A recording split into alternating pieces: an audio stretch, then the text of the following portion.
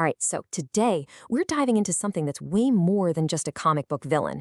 This is a parable, really, a deep philosophical puzzle about a golden titan and a virtue that's been frozen completely solid.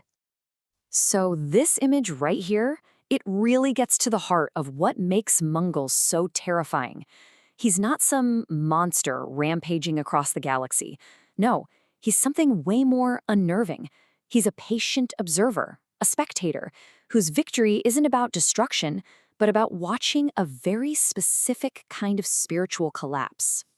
Okay, so to really get Mungol, you've got to understand he's not just a who, he's a what. He is the Titan of Stasis, and the source material has this perfect description for him, the great thou shalt not made flesh. Yeah, I know, he's this huge, hulking guy. But for a second, just forget about the muscles. That's just the packaging. Mongol's real weapon, the thing that makes him a true cosmic threat, has nothing to do with physical strength. It's an idea, a really suffocating one. So what is that idea? Well, it's something called stasis. The best way to think about it is like a universal force that just pushes down on anything and everything that tries to rise up. It's a kind of tyranny that doesn't need to be angry or passionate. It just is, holding everything perfectly in place with this cold, absolute, immovable order. Basically, he is literally every no you've ever heard. Every rule, every dogma, every single limitation that's ever told you you can't do that, that's him. He is the physical form of every single force out there that exists to stop growth. I mean, this quote, it just hits the nail on the head, doesn't it? He's not just a guy with a different point of view. He is the different point of view. He is a walking, talking monument of cold, hard, fixed truth. And his very existence is a dare to the very idea of freedom and change. Now, this whole philosophy, it isn't just something Mungol thinks about. Oh no. He went and built an entire world based on it. He created what he calls an enforced utopia, which is really just a giant monument to how pointless it is to even try. And here it is. Welcome to Warworld. It's this insane, mobile fortress, a whole planet-sized society engineered for what he calls perfection. But, this perfection is only possible through total, absolute, suffocating control. The first thing they drill into your head on Warworld? Slavery is freedom. That's it. That's the slogan, the state-sponsored truth that's hammered into you day in and day out. It's a chillingly perfect summary of the psychological cage Mongol has built for everyone. And look, he doesn't just keep this prison running with guards and chains. It's way, way smarter than that. It's all about psychology. He's got these cunning propagandists who convince you that your chains are actually a gift. The whole system is designed to give you this twisted, deceptive hope in enslavement, so you actually believe your bondage is a noble cause. But what does living like this actually do to a person? Well, the source material has this chilling term for it, spiritual coagulation. It's this process where the human spirit, the part that's supposed to be dynamic and striving and flowing, gets literally frozen solid. It turns into this brittle, lifeless thing. And what happens at the end of that process? It's the total destruction of the soul. The life force of these people is just ground down to dust.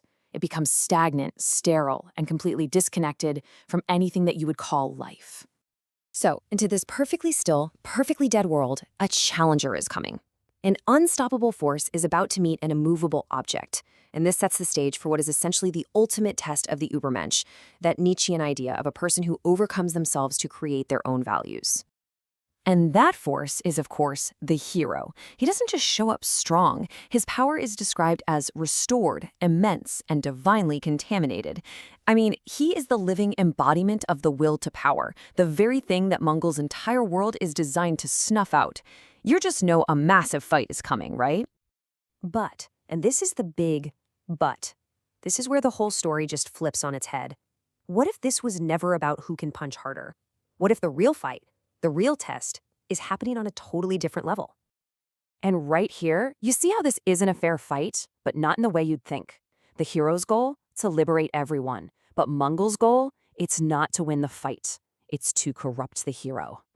Which brings us to the final, absolutely chilling part of all this. It's called the nihilist's gambit, the true battlefield.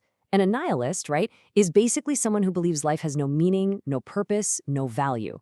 And Mongol, He's about to try and prove that he's right. So get this. For Mongol to win, he doesn't even have to survive. His own life is totally beside the point. He wins if and only if the hero fails, morally. His victory is the hero's spiritual defeat. This slide really lays out the whole twisted trap. See, Mongol wins because of what the hero does. He's betting that the hero's own goodness, his own virtue, will be the very weapon that defeats him. And here's the playbook. Step 1, the hero shows up and sees a world that is just spiritually gone. Step 2, he realizes that true freedom is messy, complicated, maybe even impossible here. And then, step 3, that temptation creeps in, the easy path of the tyrant. And finally, step 4, he uses his incredible power not to liberate, but for absolute enforcement. The second the hero does that, the second he crosses that line and forces people to be free, game over. Mongol wins. Because the hero has just proven Mongol's entire cynical worldview that the fight for meaning is a joke and it always, always ends in a grab for power. So, that leaves us with this one final, really unsettling question, right? How in the world do you beat a villain whose victory condition is the corruption of your own virtue? How do you possibly defeat a villain who only wins when you lose your soul?